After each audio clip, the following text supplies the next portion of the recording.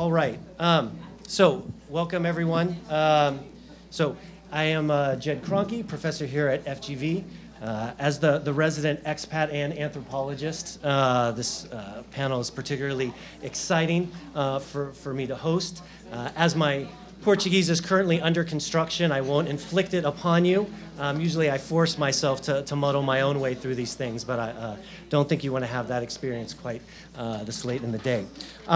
So today, gender, race, and poverty, addressing multiple identities through law. I was actually just talking with Sandra, reading through the descriptions, even though this is technically the intersectional panel in many ways, it's just incredible the diversity of people that the conference has brought together, and how much these types of questions that used to be something that was novel to integrate or even call interdisciplinary have become so normalized, right, to address the types of complex issues that everyone is focused on today. So I guess I'll just jump right into it, starting with Beth Goldblatt. Who will be our first presenter today. Beth is a visiting fellow at the Australian Human Rights Centre on the Faculty of Law at the University of South Wales, where she is Director of Gender and Social Security Rights Project and co-director of the Gender Rights and Development Project and the Health and Human Rights Project. Well, that's a lot of projects to keep track of.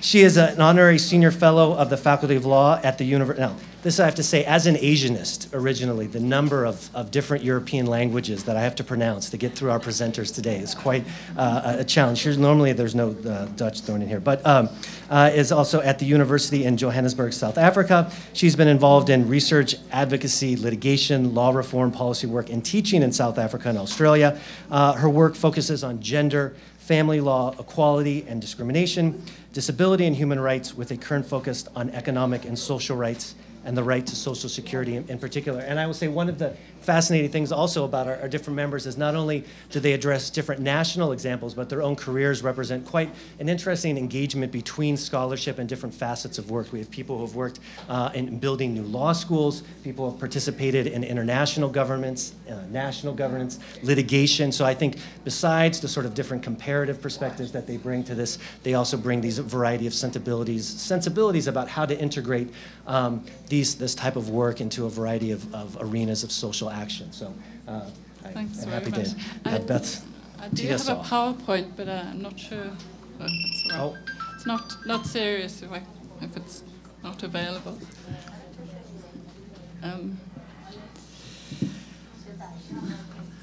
Well, I'll start anyway. Thank you, Jed. And just to add, sorry, my institutional affiliation, because somehow it fell off the brief CV, but I'm at the University of Technology, Sydney. So just to say that. The paper I'm giving is sorry. Oh, okay. Don't worry, that's fine. Off you go. Okay, the paper I'm giving is titled Integrating Intersectionality into Substantive Equality Frameworks in International Law, with examples from social security. And what I'd like to talk about is I've been involved in a project within human rights law at the domestic and international level to contribute to the development of the right to social security from a gender perspective. The project has used feminist theory to argue for the redefining of the meaning of work and care within the right to social security. It's also encouraged a focus on the transnational level due to increasing globalization of work, migrant labor, and the harsh impact on women within this precarious group. But in addition to questioning the content of concepts such as work and care within the right to social security, I've also argued for the right to be understood in close relation to the right to equality. And I've drawn on transformative conceptions of substantive equality that focus on context, history, disadvantage, and the need for systemic redistribution and restructuring. So, in addition to building in this approach to equality in relation to the right to social security, I've stressed the need to be cognizant of intersectional discrimination. So, I'm sure most of you know what this means, but the idea of intersectionality developed in US anti-discrimination law by critical race and feminist theorists is that different forms of discrimination arise at the intersections of traditional grounds of discrimination. Thus, black women may encounter different and distinct experiences of discrimination from black men or white women. The mention of intersectionality, while an important part of my development of the right to social security, is somewhat tacked on at the end. And this has led me to consider the relationship between the injunction to take an intersectional approach and the requirement to ensure substantive equality. How do these fit together? And can we find a way of seeing these important concepts within anti-discrimination law as more fully integrated? And I want to look at international anti-discrimination law in particular, but I think discussions at this level also have importance for regional and domestic equality laws. So in the paper, what I'll do is I'll start by looking at the way the concept of intersectionality has developed within international law, and I'll argue that there's a growing acceptance of the need to examine inequality intersectionally, but that this isn't fully integrated into a substantive equality approach, and it's not always articulated consistently across the UN human rights system.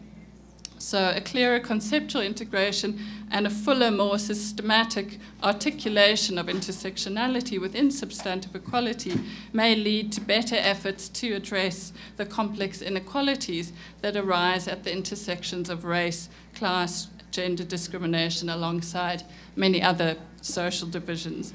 And then secondly, what I'll do is look at two examples in the area of social security and protection to illustrate the need for a more coherent intersectional equality framework within international law. And what I'll look at an Indian example, the Mahatma Gandhi National Rural Employment Guarantee Scheme, and the second example in Australia's Northern Territory, where there's been the introduction of income management into Indigenous communities. And lastly, I'll just make some very preliminary and tentative suggestions for a clearer reframing of intersectionality within international anti-discrimination law. So just starting with what intersectionality looks like in international law at the moment, there are a range of references in international human rights law that challenge unitary notions of discrimination within single categories. And these include mentions of multiple discrimination, complex forms of disadvantage.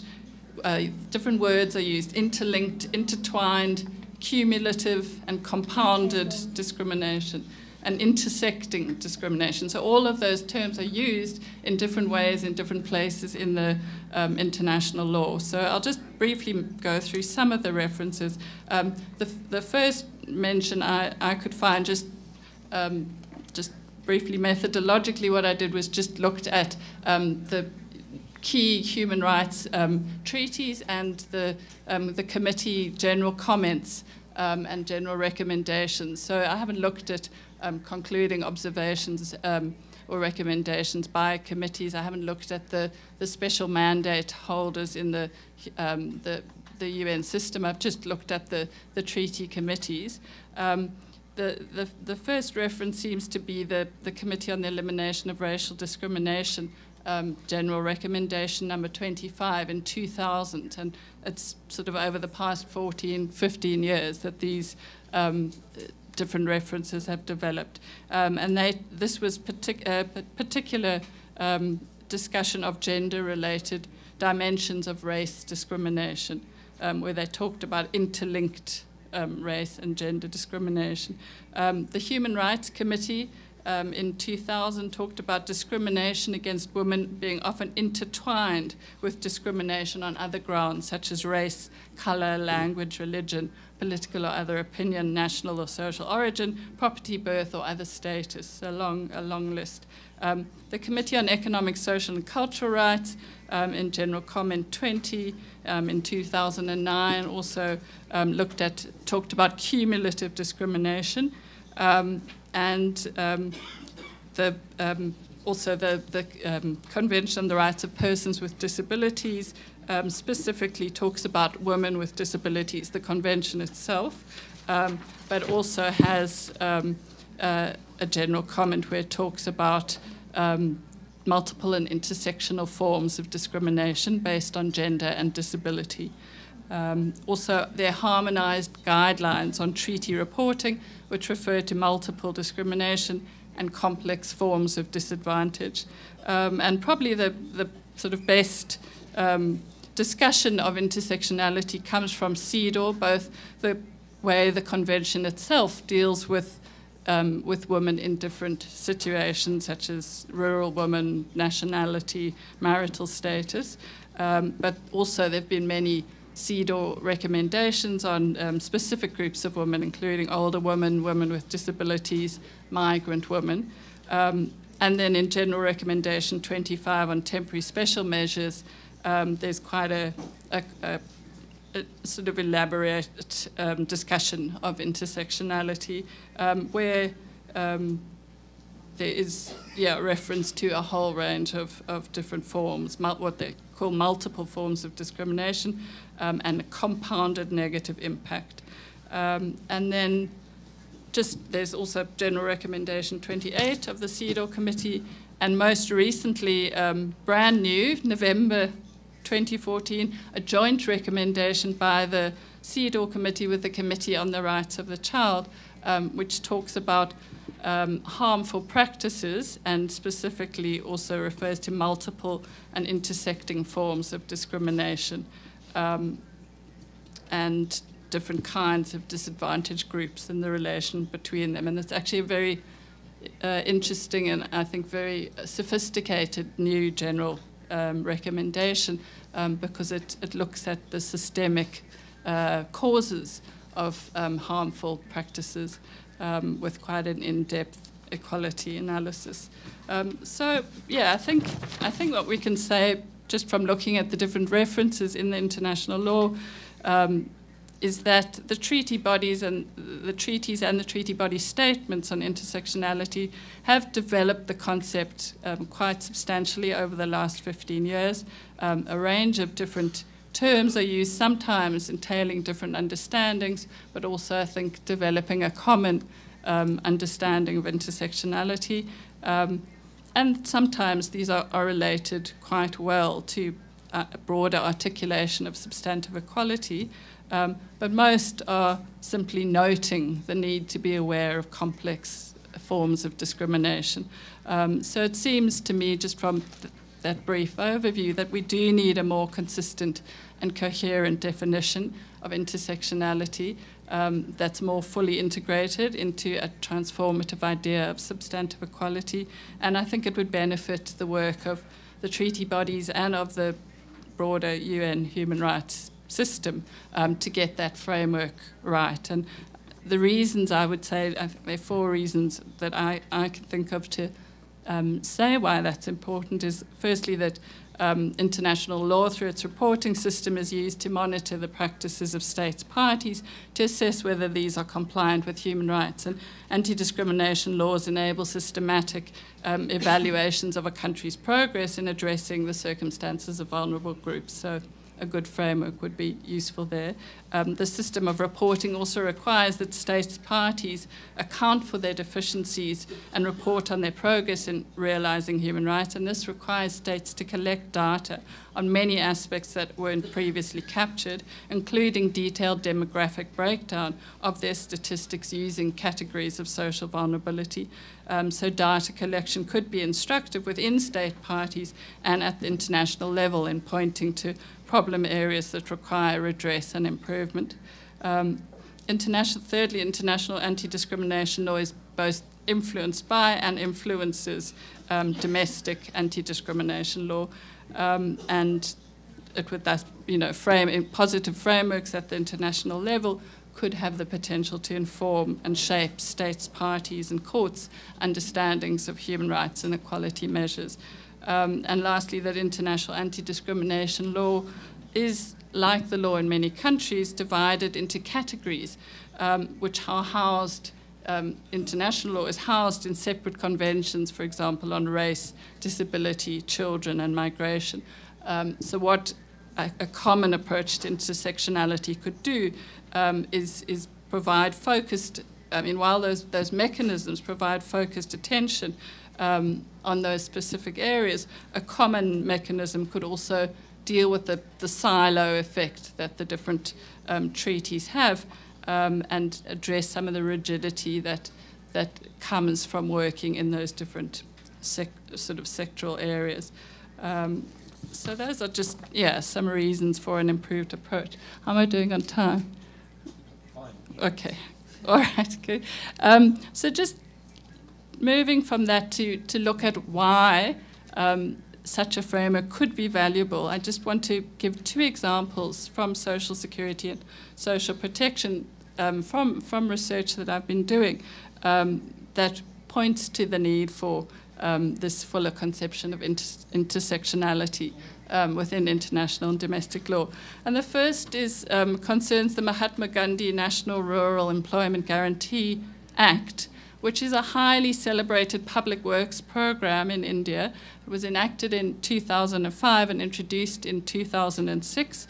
The Act entitles every rural household whose adult members volunteer to undertake unskilled manual work at least 100 days' work per year at the statutory minimum wage. If an applicant isn't provided with work within 15 days, he or she must be provided with an unemployment allowance, which is why I see this as not just a public works program, but also a social security measure. In the financial year 2013 to 14, this program reached almost 50 million households. It's hailed as the largest public works program in the world, and it's proving significant in mitigating the impacts of poverty in rural India. It has, however, had various implementation problems, and there are also important critiques of its design. But significant for the purposes of this discussion is the affirmative action measures that are built into this program. A third of work days are reserved for women. The Act also builds in 1/3 of representation of women and members of what are called scheduled castes and scheduled tribes and other backward classes and minorities as non-official members of the different bodies responsible for the scheme. So there is broader representation of different groups in the scheme. Also, public works on land owned by scheduled castes and tribes is given some priority in the choice of public works programs that are developed. But obviously the main reservation is for women, the reservation of places on the program. So the promotion of vulnerable groups, particularly women, through this program is a significant feature of the scheme. It empowers rural women by giving them access to employment outside of their home and access to their own income, often for the very first time. Similarly, for women who aren't provided with work but who are paid through the unemployment allowance, this may be a rare opportunity to access income in their own right. In addition, women are paid at the same rate as men, which is unusual for many women in India. Women are paid into their own bank or post office accounts, and there's also this is a new experience for many rural women. Since payment is at a higher rate than in the private sector, it can push up women's wages in the agricultural sector as a whole and reduce the gender wage gap. Now, the guidelines for the implementation of this Act recognise the vulnerability and particular needs of women in special circumstances, so there is an intersectional understanding of widowed women, deserted women, destitute women, which is critically important in the Indian context where single women often face discrimination and stigma. The guidelines also have other recommendations around pregnant women, lactating mothers, and other vulnerable groups, including elderly, people with disabilities, internally displaced people, nomadic tribes. So there's great attention to this sort of intersectional understanding in the guidelines for the operation of the scheme. Whether they actually reach practice is a question, whether they actually are manifest on the ground. And this raised for me the question of how we look at the statistics on the success of the program. Because if we look at the figures, it shows that women made up 52% of person days on the program. the figures also indicate that scheduled castes made up 22% of the person days, and scheduled tribes made up 17%. Just 0.6% was people with disabilities. But what the figures don't do is provide a breakdown of gender within the groups of scheduled castes and tribes, which means that it's possible that men might be dominating access to work in these households, and that positive measures to ensure participation might be needed in these groups. So I think it really just illustrates that a substantive equality framework that incorporates intersectionality for treaty bodies would ensure that countries like India are encouraged to build in disaggregated data collection so as to assess whether significant programs such as the NREGO, that's the name of the scheme, are achieving their equality goals. The other example is an Australian one, so it doesn't fit into our South paradigm, but I think it's an interesting one, which was in 2007 in Australia. The government introduced what was called an intervention to address violence against Indigenous women and children in Australia's Northern Territory. This was later, when the government changed, was actually called a special measure, and it was renamed from the Northern Territory Emergency Response to the Stronger Futures legislation. But really, I think it's an example of a racially discriminatory suite of measures. What it is what the government did was they had to pass this legislation. They had to actually suspend the Race Discrimination Act in Australia. And the suspension was later lifted when the Northern Territory Emergency Response was extended to all inhabitants of the Northern Territory. So initially it was just for Indigenous people in the Northern Territory. It was then extended to all people in the Northern Territory. But it is there is a large Indigenous population in that particular part of the country. One feature of the package involved management of welfare income. What it did was it said that 50% of people's welfare income had to be placed in income quarantine, which meant that people were given a card, like a credit card, which is called the Basics card, and they had to use that card only at certain stores to purchase certain products. So basically, the stated aim of the measure was to prevent Indigenous welfare recipients from purchasing alcohol, cigarettes, gambling with the money. Okay. It was also designed ostensibly to prevent what is known in Australia as humbugging, which is where welfare recipients are bullied or guilt-tripped into handing over their welfare income. So they were arguably framed as protective measures for the women and men who were recipients of the welfare. There was a huge outcry in response to this whole suite of measures, and various complaints to international bodies, including the Human Rights Committee and the Committee on the Elimination of Racial Discrimination and the Special Rapporteur on Indigenous Peoples, all of whom called on the Australian government to redesign the measure to ensure that it was not racially discriminatory. I think what was interesting was that the focus was on race. It was on the sole focus really of the responses was on the race discrimination element of this package of measures. And what people failed, both within Australian civil society largely and in terms of the international law, there was a failure to think about the gender dimensions of the discrimination involved in these suite of measures. But when one stopped and had a look at the statistics, you found that 61% of the welfare recipients were women, and that there was one study, a qualitative study of the impact on women, that the stigma and the sort of material impact on the women who were responsible for collecting the welfare and using these basics cards in the stores was severe and made their lives in many ways very difficult. We're getting close to time. All right. So finishing up, basically I think what was important for me was that the focus on race discrimination in relation to violations of the right to social security have been inadequately intersectional in both the examination of the impact of the measures and in response to the measures.